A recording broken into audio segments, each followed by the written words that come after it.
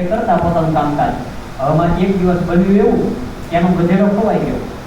હવે ગધેડો ખોવાઈ ગયો એટલે ગામની અંદર શોધવા નીકળ્યા, પણ ક્યાંય ગધેડો મળ્યો નહીં. હવે એ તો શોધતા ગામથી ભાગોળે પહોંચ્યા, ક્યાંય ગધેડો જોવા ન મળે. હવે પછી ક્યાં મોટું ઝાડ હતું એટલે ઝાડ ઉપર ચડ્યા કે આની ઉપર ચડીને જોઉં કે ક્યાંક મને મારો ગધેડો એ દેખાય.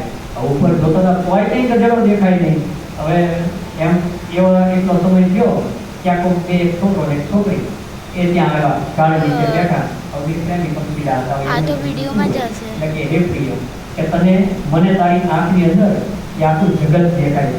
હવે બધા શાંતિ કુંભાર ઉપર હતા, કઈ ક્યારનો ગધેડો પૂછ્યું ભાઈ ક્યાંય જો તને દેખાતો હોય તો કેમ ને, તો મારે બહુ વધારે આગળ મહેનત કરવી કે નહીં.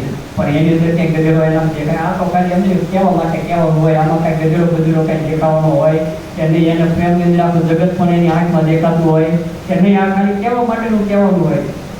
પણ આ તો કહેવાય કે મામૈયા ફટગર માટે ભગવાન સ્વામિનારાયણ એ જીવન પ્રાણ હતા.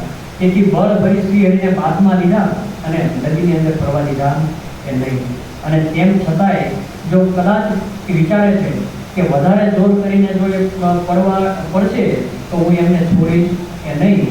અને આવો પ્રેમ જોયો ને એટલે શ્રીજી મહારાજ રીજાઓ એની ઉપર રાજી થયા કે રીજા તે જોઈ જગરાય, ત્યારે બોલ્યા વચન સુખદાય. ધન્ય ધન્ય છે પ્રેમ તમારો, રાખ્યો પકડીને દેહ તમારો. મને પકડી રાખ્યો જેવી રીતે, અંતે તમને હું પકડીશ પ્રીતે.